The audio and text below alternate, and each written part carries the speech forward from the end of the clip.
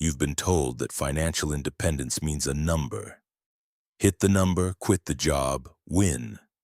But here's what nobody says out loud. Most people who chase that number either burn out chasing it, blow past it and feel nothing, or reach it and immediately feel more lost than before. The strategy was never the problem. The self underneath the strategy was, and until you fix that, no number saves you. This is the conversation the FIRE community refuses to have. Extreme frugality, hyper-optimization, cutting every joy out of your present life on the promise of a future that may never feel the way you imagined. That is not a financial plan. That is deferred living dressed up in a spreadsheet. And Stoicism has been calling this out for over 2,000 years. Marcus Aurelius was one of the most powerful men in the known world. He had access to every luxury Rome could produce. He chose plain food, a disciplined schedule, and a philosophy of enough. Not because he was punishing himself, because he understood something that most modern wealth content refuses to teach. The man who needs nothing is freer than the man who has everything. External wealth is a tool. Internal wealth is the point. So let's talk about what financial independence actually is, what it needs to look like if it's going to hold, and give you a real system you can build starting now, not someday. First, understand why the conventional FIRE model breaks people. The standard formula is simple. Save an aggressive percentage of income, invest in low-cost index funds, hit 25 times your annual expenses, retire early. Mathematically, that works. The math is not the flaw. The flaw is that the framework has no theory of self. It tells you what to do with your money, but says nothing about who you are in relation to your money, or what kind of life actually sustains a human being over decades. When you strip your present life to the bone, no experiences, no generosity, no beauty, no occasional indulgence, you are not practicing discipline. You are practicing punishment. And punishment is not sustainable. The body and mind revolt. People blow up their plans after 3 years of extreme restriction. They burn out. They resent the process. They go the other direction entirely. This is not weakness. This is what happens when a system ignores human nature. Epictetus said it plainly. Practice first with things of lesser value. Give up on them gradually. Then work up to the rest. He was describing a system of progressive discipline, not deprivation as an end, but calibration as a practice. The Stoic goal was never to want nothing. It was to want rightly, to train your desires so they point at things that are actually in your control and actually within your character. So here is the Stoic framework for financial independence. 4 pillars, real and usable. Pillar 1. Define enough before you build toward it. Conventional FIRE tells you to calculate your number. Multiply your annual spending by 25 and that's your target. Fine. But before you run that calculation, you have to answer a harder question. What is a life you actually want to sustain? Not the theoretical life you imagine when you're exhausted and fantasizing about escape. The real, daily, week-after-week life that feels like you. What does that cost, honestly? What can you genuinely remove without loss? And what removal would slowly hollow you out? Write both lists. Your number should be built from the honest version, not the punished version. Because a plan built on deprivation has a clock on it. Pillar 2. Separate the vehicle from the destination. In Stoic philosophy, external goods, money, property, reputation, are called preferred indifference.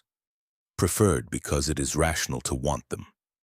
Indifferent because your character and your peace cannot depend on them. This distinction changes how you build.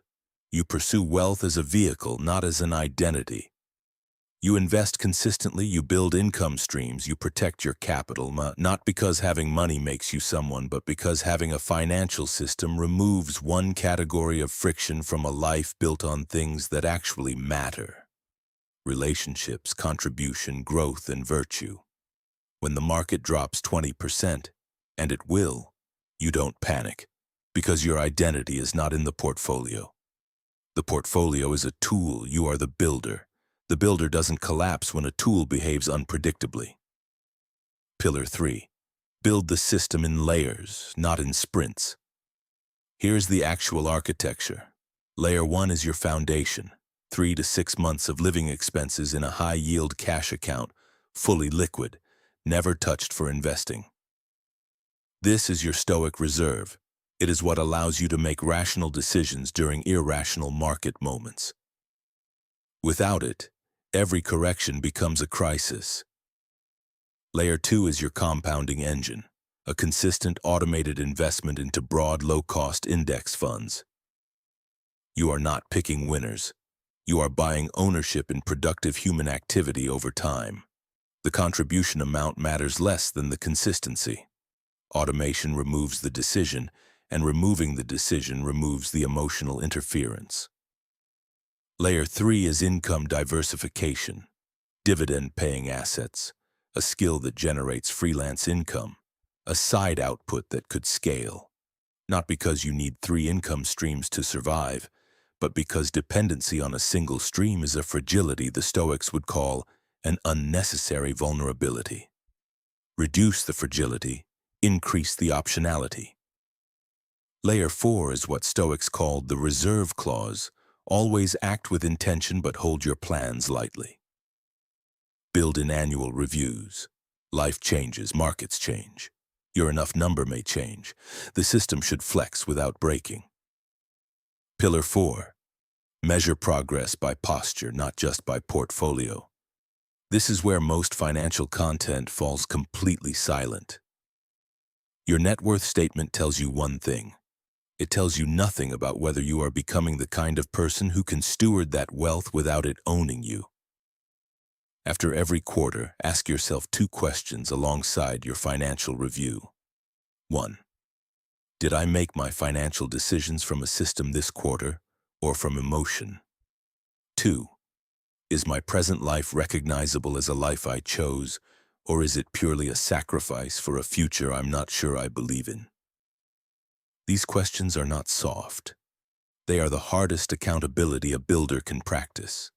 They are what separates someone who will actually reach sustainable independence from someone who will oscillate forever between restriction and overindulgence. Now let's talk about the lifestyle guilt piece, because it is real and it is underaddressed. There is a culture inside FIRE spaces that quietly shames spending. It becomes a competition. Who saves more, who lives on less, who has the more austere existence?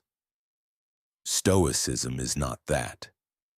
Cato lived simply, yes, but the Stoics were not condemning reasonable pleasure. Seneca, one of the wealthiest men in Rome, wrote extensively about wealth. His conclusion was not that money is evil or that spending is weakness. His conclusion was that money should not own you. You can enjoy a meal, a trip, a purchase, fully, without guilt, as long as you are not dependent on it for your identity or your peace. Enjoy the thing for what it is. Set it down without distress when it's gone. That is Stoic discipline applied to enjoyment, not punishment, not performance, just rational, eyes-open participation in life. So what does this look like practically from where you are right now today? If you have no system yet, start with the foundation. Open the high-yield account, set an automatic transfer, and whatever number does not require you to think about it every month. Start there. Do not optimize before you have begun. If you have a system but it feels punishing, audit your enough number. It may be built on the punished version of yourself, not the honest one. Recalibrate. A sustainable system is not a soft system. It is a system calibrated to a real human life. If you have the system but you're burned out on the timeline, you are confusing urgency with discipline. Urgency is emotional. Discipline is structural. Slow, consistent contribution over a long period builds more than frantic sacrifice over a short one. The math supports patience. The Stoics prove it. Slow down without stopping.